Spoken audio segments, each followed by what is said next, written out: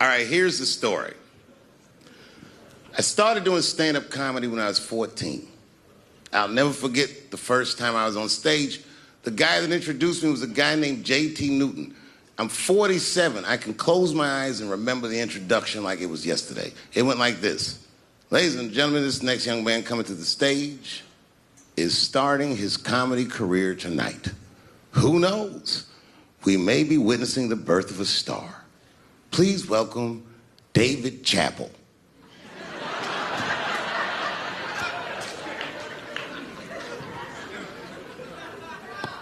From the first time that I ever held a microphone, I was sure this was it. I knew I was home. I knew I had found my thing. And my God, man, I was a child. I got good. Matter of fact, I was good from the moment I started. And I'm not saying this to be a braggart. I'm telling you the truth. These old niggas was in awe of me. How was this little boy so poised? They used to say. I was. I mean, you know, I got better, but it started out good. About a year into it, when I was 15 years old, I had written a joke during the AIDS epidemic about having a Goodyear condom. Something, I don't even remember the joke. Something about an industrial strength condom by Goodyear. I just remember all the comedians really liked that joke. And there was an older comedian. And he came to me one night after the show, after he saw the joke, and he said, listen, I got an audition at another comedy club, and I was wondering, do you mind if I do that joke? I just want to borrow it. Now, I'm a kid. I don't know any better. I'm like, borrow it? Well, I guess, sure, if it'll help your career. I let him do the joke. And then weeks later, I was waiting to go on at a comedy club, and he went on before me, and he did the joke. And after the show, I pulled him aside, and I said, hey, man, I don't mind you borrowing my jokes, but you got to give them back. He said, oh, I forgot to ask you. He goes, let me buy that joke from you for $50. And I said, man, I'd do it, but I'm just starting out. I need all the material I can get. The idea being that the more material I can accumulate, the faster I'll be able to make money for my work. I said, I can't do it. I want my joke back. I'll never forget this. Remember, I was a 15-year-old child. This guy was a grown-ass man. He stood up over me so I could see how big he was. And he said to me, really? I can just take it. And he did. I got scared because I was a child. But I never forgot that. I never forgot that. I was 15 years old. I'm 47 now. I think about this guy all the time. When I look at my own kids and I see how young and innocent they are, I can't believe someone did that to me. And I don't think about it every day because that was the worst thing that happened to me. I think about it every day because that was the first time that someone ever did that to me. But in my career, it has happened many, many times since, where someone would intimidate me or scare me and take something that I believe was mine. I'll tell you another story. Now I'm 18 years old. I'm living in New York City, and I just finished my first road tour, which was a very difficult tour. I'll spare you the details. Now I'm back in New York, but my rent is paid, thank God. And I have $60 to my name, and a woman that I had met in Pittsburgh, a bad Dominican bitch,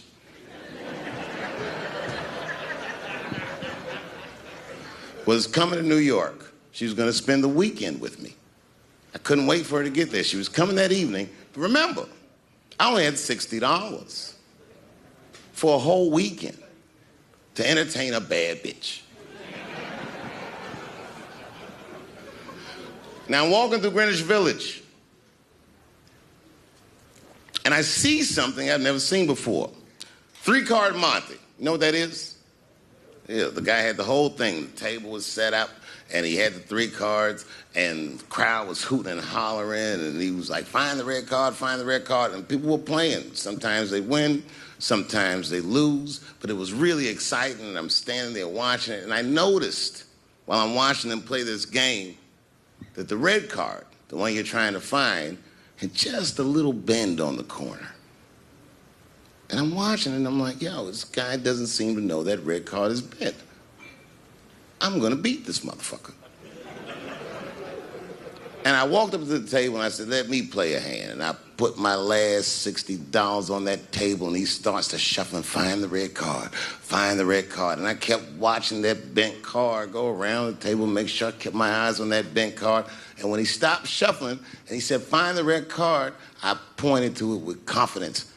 Here it is right here. And he flipped it over, and it was black. And he took my money. I couldn't fucking believe that. How did this nigga do that? Was that magic or sorcery? I was confused. So you know what I did? I sat there and I watched him for a real long time play the game. And I realized that all those people who was doing all that hooting and hollering and betting, my God, they were his friends. They were in on the whole thing. I felt so wronged. I felt so stupid. And then the next sucker came up to the table and was about to put his money down. And I said, fuck that, man. Don't put your money there. All these niggas is in on it. It's a trick. And when I said that, the guy that was dealing, and this motherfucker was huge, snatched me up by my collar. Feel how strong he was when he grabbed me. I was a skinny little guy. And he was gonna maul me. And the only reason he didn't, I'm sure, is because he saw the fear in my face. And that fear, he looked at me. I saw his eyes go from hard to soft. He softened. Then he looked at me like the way a father would look at a child. And he said to me, young man, don't ever come between a man and his meal. I never forgot that either. Most niggas would have to run the streets for years to learn a lesson that profound. It took me 2 seconds. Never get between somebody and their paper. Taking a man's livelihood away from him is akin to killing him.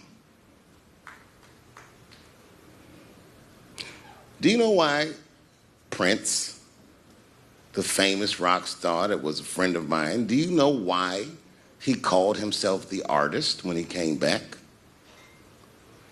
He calls himself the artist because that's what they call us in our contracts. Oh, these contracts are crazy. You should hear the terminology they say in these contracts. To use your name and likeness in perpetuity throughout the universe. Who the fuck could possibly know what that means? Nobody does.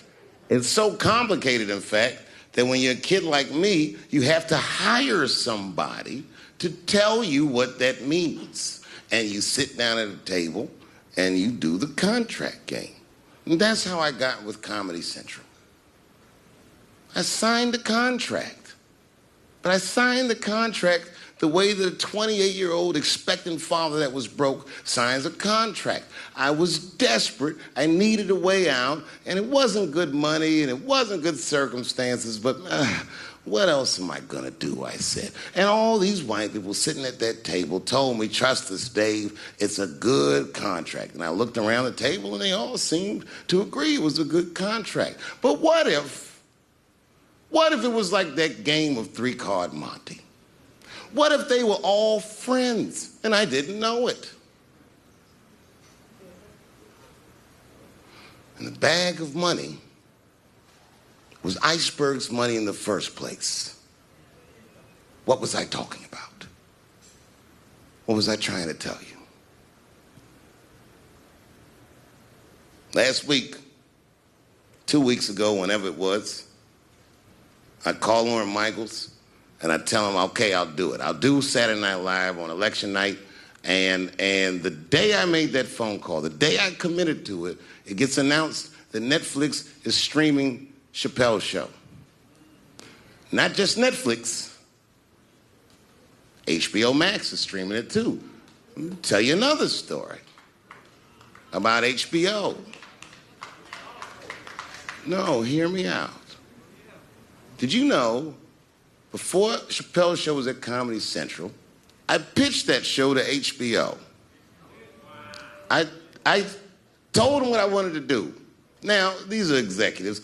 All they have to do is say, yeah, we'll take it, or no, thank you, we won't. But they didn't say either of those things. They went too far. They said, literally, what do we need you for? That's what they told me, as they kicked me out of the office. What do we need you for?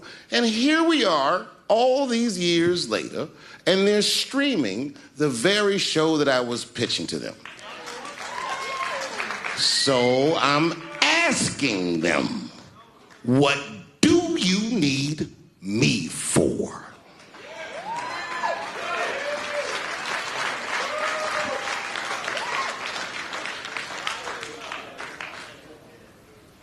People think I made a lot of money for Chappelle Show. When I left that show, I never got paid. They didn't have to pay me because I signed the contract. But is that right? I found out that these people were streaming my work, and they never had to ask me, or they never had to tell me. Perfectly legal because I signed the contract. But is that right? I didn't think so either. That's why I like working for Netflix.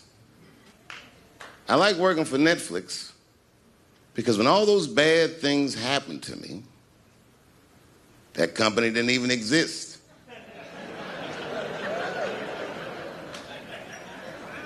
And when I found out they were streaming Chappelle Show, I was furious. How could they not know? So you know what I did? I called them and I told them that this makes me feel bad. And do you want to know what they did? They agreed that they would take it off their platform just so I could feel better. That's why I fuck with Netflix.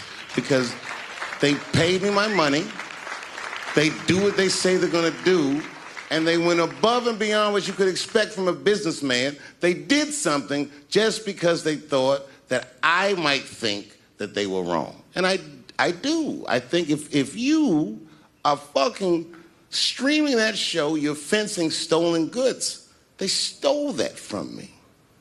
They just took it. And I'm not up here trying to tell you guys that I believe that Comedy Central gave me a raw deal just because I'm black. I believe that they gave me a raw deal because this fucking industry is a monster. It's the same monster that these Me Too bitches was trying to tell you about. But they hate the monster for how it fucks. And I hate that monster for how it eats. But my God, man, it's the same monster. When I quit the show, all my friends would say, well, fuck them, Dave. Why don't you just do Chappelle Show at another network? Yeah. And why doesn't a slave run from one plantation to another plantation because the master over there might be nicer? My God, man, I was trapped. You know what? Tell you the truth. I've even thought about coming back and doing another Chappelle Show. Well, but if I do, I can't call it Chappelle Show because my name and likeness is being used by them in perpetuity throughout the universe. It's in the contract.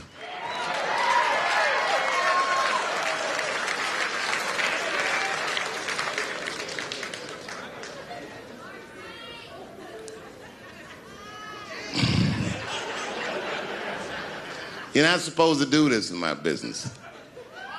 I'm up here doing something that nobody else in this business has the balls to do. I'm telling you something that you need to know. I'm trying to explain to you what you're seeing. You don't understand what you're seeing.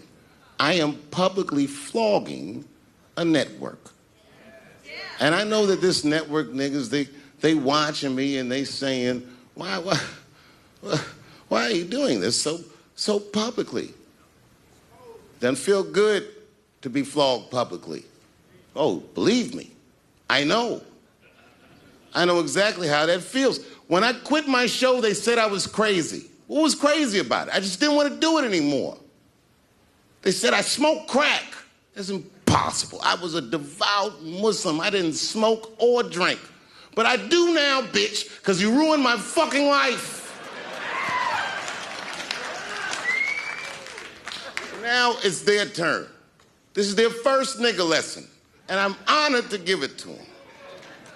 They're gonna pay me for this show. I called my agent. I said, is there anything I can do about this show? And he said, no. Well, fuck you too then. If you want something done right, I guess you got to do it yourself. So I'm not going to the agents. I'm coming to my real boss.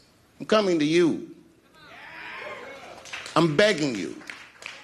If you ever liked me, if you ever think there was anything worthwhile about me, I'm begging you. Please don't watch that show. I'm not asking you to boycott any network. Boycott me. Boycott Chappelle Show. Do not watch it unless they pay me.